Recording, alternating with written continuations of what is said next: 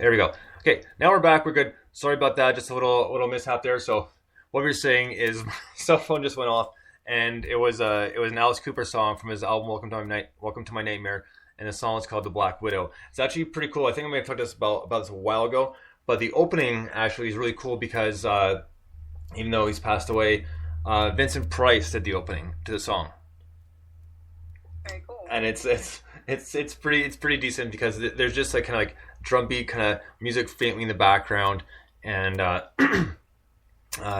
so it's like I don't remember the entire thing, but he's talking about the spider, and it almost sounds like he's talking like kind of guiding you through a museum, and he he's like, "Oh, don't touch that cute boy," but he goes, just the classic Vincent Price like voice is just really cool, and it was perfectly, and yeah, so I'm done. I'm done with that. I don't want to keep going about it, but yeah, so that's what it was. Just to clarify that, because it's freaked out a few people because there's Black Widow. So, Yeah, it's pretty intimidating. but yeah, a cool song. But anyways, Penny Dreadful. Yeah, I'm getting into, and I'm kind of.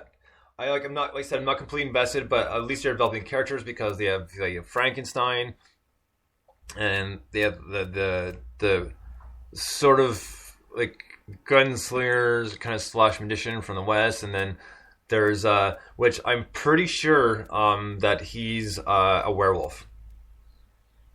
Yeah, I think you're right. Because remember the one episode he woke up and he had a bite in his hand and kind of completely dismissed or didn't realize what had happened.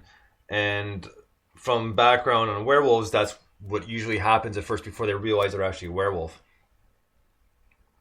Oh, I never realized that. But yeah. So I was just thinking about that, and the other thing is we'll call it the older couple that hired him. The old man and the woman. If you remember when they did the séance, was it I think it was the third episode, was really freaking creepy. But I don't see the tie-in yet. I'm kind of curious as to where that's going.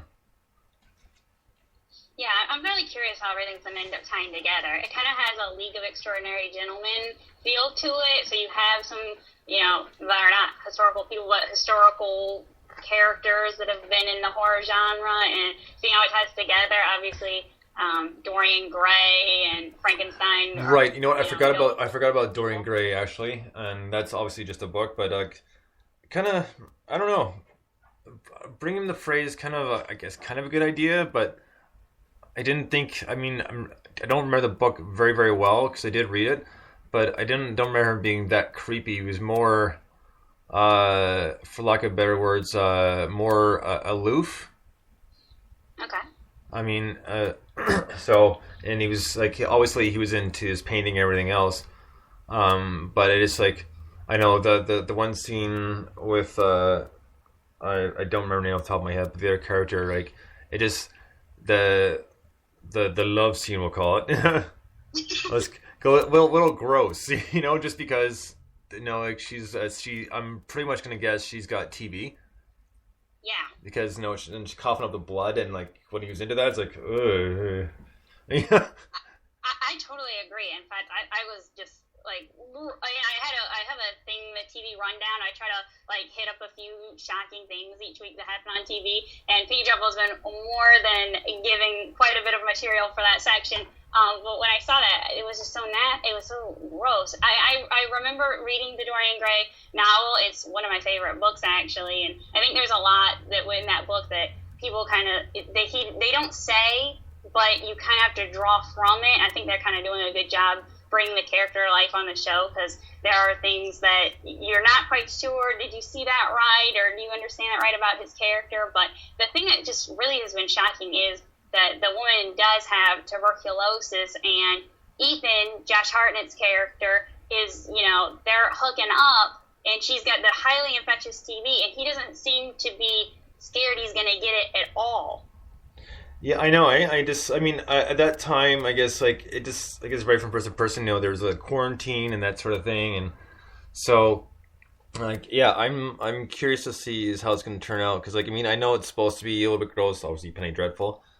And but I mean, the only thing is I'm thinking of is how extreme are they going to make the characters? I mean, off.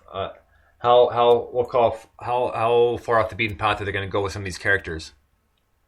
Yeah, I think this last episode had a very a moment. I was like, "Huh, I definitely did not see that coming," and it is very interesting. I am interested to see how everyone shakes out. For me, I personally do want to see more of Timothy Dalton's character, Sir Malcolm, and Eva Green's character. For me, those are those and Josh Hartnett's character are the most fascinating characters, and I just am a huge Eva Green fan. And whenever she comes on the screen, I think, okay, what is she gonna do next? And it seems like they're kind of more caught up in showing the gore and the violence than maybe doing a lot of character exploration, which I hope I'm wrong about, but that's just kind of some of the sense I've been getting.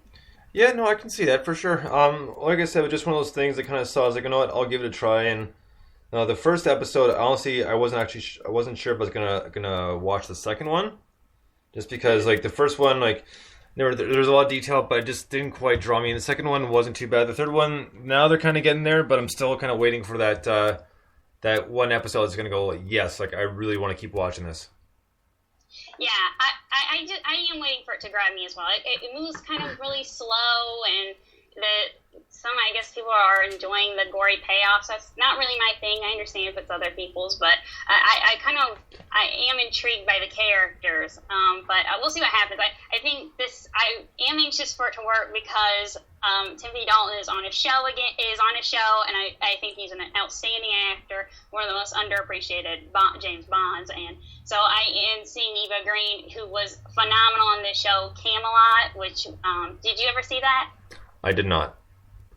She played Morgana, and she played it for all it was worth. And as much as I could not stand King Arthur's character, I just watched for her. So I'm so excited that she is getting a chance to have another show. Well, like, you know, it should be like, I'm hoping it's gonna get more interesting. So it's one of those things like you gotta take a chance. I mean, it doesn't always pay off when you watch a new series, but hopefully, and it's gonna be good because like HBO, they got a little bit more freedom, and so. It's gonna be interesting to see how much what they carry on and whether they're gonna go from where they're at right now to make it more enticing to the viewers. Yeah, I agree. I think there's always going to be kind of that battle. When you have those, I have those expectations that when I'm watching HBO and Showtime, I think they're really gonna just go there. There's gonna be a little restraint. And what shocked me just in the last television season was seeing a show like Vikings, which is on History Channel, which is cable, and they push things past anything I've seen Game of Thrones do this season, which just shocked me. Mm. I thought, seriously, because maybe it was because I had my standards a little lower. I didn't really expect something to really jar me like it did on Vikings, and with HBO, you kind of had those expectations. You go in preparing yourself, so maybe that was part of what played into it. But I really am shocked by how cable is really trying to compete with them. But I don't know. Are you watching Game of Thrones yet? No, but I'm sorry, I just have not had the time. Like, I'm gonna try this weekend and get going the first season. Sunday I have off, so I should be able to. I'll try to get in the first season. I'm not promising, but I'm gonna try. Okay, yeah, that's fine. I mean, honestly, like where I'm at right now, because you have to wait a whole year for 10 episodes. So if the person who has probably made the wisest decision is the person who's sitting there waiting for it to all be done, and they're gonna just binge watch it. Yeah, exactly. Yeah. So I can try to catch up to everything. I'm hopefully in the next few weeks, but no promise. It all depends on what comes up. Yeah, I mean, I really loved the first season. That really captured me, and then the second season was good. The first season is probably my favorite season so far, but this past week's episode was outstanding. I think with Game of Thrones, it starts off a little bit slow, and you kind of have to wait to get a little bit of a payoff there. They teach you patience with that show. Yeah, well, okay, well, most HBO series are like that, right? Because there's always a huge gap in between. Yeah. So, I'm hoping for it. Hoping to get into it this weekend. Like I said, I don't think planned for Sunday as of yet. So hopefully, at least I can watch at least maybe the first season. Yeah. Because I do have a buddy that started watching it too, and he says it's not because it's boring, but because half the time he falls asleep, so he's got to watch it over again or pick it up where he left off. Oh yeah, I've been there. So it's just one of those things. But yeah, so that's a new series to look out for. So we can add that to the list of weekly things until the season's done. So we'll be talking about Penny Dreadful. Yay! Which is a good thing, and I'm glad you started watching because it makes things really easy for me. So if I can get between that and catch up on Game of Thrones, we should be all right. Definitely. But there are other things, and I just this week has just been kind of a write-off. I just been at so many things. I haven't really had time to sit down and watch anything or really look too much stuff. I mean, today I got lucky at work. I was able to take a bunch of notes at work. So I had a lot of downtime. So cool. For today's show, so it made it a little bit easier, but there's still a lot more. Anyways, so that will pretty much we'll wrap up this part of it, and let's head straight to your blogs, and we'll get into it. So what have you been working on, and what do you got planned?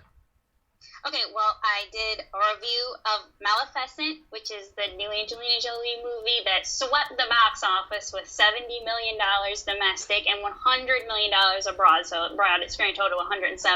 I think it probably will break even with its budget very quickly. I really did enjoy it. I had high expectations. I should warn people that have vertigo. I have vertigo, and that's a very long story. But to be careful, because it is, if you watch it in 3D IMAX, it can be very overwhelming visually. And I got through it, and it was very good. It is very beautiful. Few and far people probably have that issue, so don't worry about it, or because it's really probably not going to, affect. Thankfully, it might not affect you. But that was a really good movie. I'm sorry. Whenever I talk to people that I have vertigo, I used to be on medication for it. People thought that because of the Jimmy Stewart movie, they thought it was like a fear of heights that it's brought on. And it's actually because something visually can hit you and make you dizzy, and it takes a matter of time before your body catches up with it. I had a very severe case of it when I was younger. In fact, they thought that I had a brain tumor. Oh my god. Yeah, so thankfully I didn't. That experience was very life changing. But I do just have vertigo, so that's just something I kind of thought I had gotten over a little bit as I gotten older, but it hit me again. Oh no, I know a few people that have actually had it. One woman I know, it's still kind of lingering a little bit, but it's not any fun. I mean, it's just like when it's constantly, you're almost constantly dizzy from what I've been told. So. Yeah, and the key thing that I did not do this time was, and I had learned to do, is close my eyes. And only when I close my eyes did it start to pass. But it's scary. You don't know what's happening, and it had been a while since I'd had an episode, so just something to keep in mind. Especially when I was really affected by it when I was like 9 years old. So there were a lot of little kids in the theater, so you just kind of don't know what's going to happen there. Right. So it's just, it's not a lot of fun, but we'll get off that. So what else have you been working on here, Britt? Okay, well, there was, on Memorial Day, Lifetime Movie Channel did us the courtesy of bringing us The Flowers in the Attic, back-to-back double feature of The First Flowers in the Attic, which is an adaptation of the V.C. Andrews books. She had a very big sign. I think it was in the 70s. It was a very popular series of books, and they were called the Dollenganger series, and it takes place around these kids who... mother is trying to inherit a fortune, so she tells them that to get in her father's good graces, she can't acknowledge that they exist, so she can get her inheritance, and then she puts them in an attic, so that things kind of go from there. It's a very crazy story. It's very, it's very bold, but when I actually saw it, I had done a lot of research about the series when they had decided to make a movie, and was very surprised, because when I actually saw the movie, it was disturbing, but I got through it. I definitely enjoyed the sequel a lot more, Petals on the Wind, which is what premiered on Memorial Day, and I very much enjoyed it. Rose McIver, who was on the show Once Upon a Time, she plays Tinkerbell. She played the lead character, and she did an amazing job. And Heather Graham is also on it. I don't know if they're going to make the next movie, but I hope they do. It was very good. Mm-hmm. I did enjoy it. It is a guilty pleasure. I'm not going to lie. It is nothing that's going to sweep the Golden Globes or the Emmys or anything. Right. But it was very good, especially where Lifetime movies are concerned. And the big release, there are two major movies coming out this weekend, which is the teen romance The Fault in Our Stars, and that's a very good movie. It's very powerful. It's very emotional. It's obviously a tearjerker. It's about a girl. Her name's Hazel, and she has cancer, and she meets in a support group another boy who is survived cancer, or he's in remission, and they fall in love. And obviously, it's a very tragic story, but it brings up a lot of important themes because I think people are kind of scared to talk about death. It's something we don't feel comfortable talking about. And as I got into this movie, they talk about it very frankly and honestly, and so it was refreshing because they were free of the fear of it, and I think that's a lot that goes into it. Not to get really morbid, but I mean, this sounds really sickening, but it's not. It is so sweet. And Shailene Woodley, who is in Divergent and The Spectacular Now, she stars as Hazel, the lead character, and she just gives a really profound performance, as does Laura Dern, who plays her mom in the movie. And there's a scene in the film that just haunts you. It is just so real and raw and emotional, and I just, I didn't want to really let go because this is a movie. You know, you do the thing where you see something really sad and you think this is just a movie. This is just a movie. You know. And I couldn't do that because I just I've had personal experiences with members of my family who've had it, and it's just something you can't really escape. But it is something that it puts things into a certain perspective, and it is a learning movie. And my sister, who read the book, I have not read the book. She read the book, and she also saw the movie. She said that it is equal to the book, and it is the closest book to movie adaptation she's ever seen, and she's seen a lot. So, that's a very big coup for them. And a newcomer, Ansel Elgort, plays Hazel's love interest, and he was actually interesting fact. He plays her brother in the Divergent series, but here they play lovers, so that's very interesting. Well, it's something. I mean, I'm not sure if it's one I'm going to be first in line to see, but I know, and it's expected to generate more box office this weekend than Tom Cruise's new action or Edge of Tomorrow. Yeah, so I don't that's know. Interesting. Yeah, I don't know about the new Tom Cruise one either. I mean, lately he's been kind of hit or miss. Yeah. So, just a few more things before we wrap it up here, because I know we got to get moving here soon.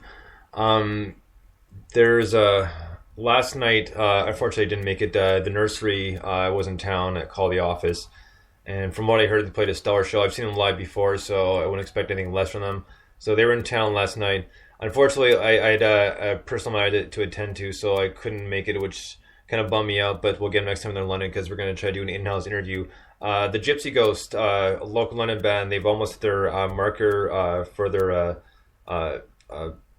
whole bid and trying to get people to donate to make a full-length album, and they're almost there, which is going to be really cool because they have 2 EPs out, and this full-length should be really decent, so I'm looking forward to that.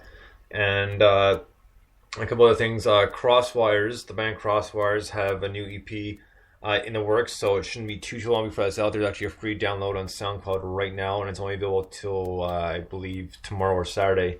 And there's a few new EPs coming out. Sinopia has a EP coming out in June, and I believe so does Kodachrome. So those will be interesting ones to check out. And that's pretty much it. I'm trying to think if there's anything else, any little irritations that I've noticed this week, but nothing that really pops out except the traffic. The weather's getting nicer, so people are getting worse. And I was over in Michigan actually yesterday in the U.S., and I can't believe it sometimes. The amount of insane drivers. I mean, just now, more or less, it doesn't matter where you go. I mean, the drivers are just progressively getting worse. And yes. And to the point where it's like, all right, no, like really, you're gonna hurt yourself and like a few others. I know it's not something we normally talk about, but wow, just a couple of things I saw yesterday. I was shocked. Like a semi, like hitting the gas and the trailer pretty much tipping a little bit when he was crossing over because he wanted to get in somewhere so bad. He had to get in this one lane. So I wasn't too far enough behind that I might have been able to avoid it. But wow, it was kind of a scary thing to see. It's like, was it really that necessary? Why don't you go to the next turn, or no, wait. I know. Sometimes you'll see those guys, and it's like they're in a sports car. Well, that's right. So, other than that, that's pretty much all I've got for this week. So we will be back next Friday and talk more about Penny Dreadful, and hopefully I'll be able to talk a little bit about Game of Thrones, at least maybe the first season. Yay! So until then, guys, thank you so much for listening. Britt, it's always a pleasure having you on. Thanks for having me. And then we'll talk to you guys next weekend. Until then, bones out. Thanks for listening.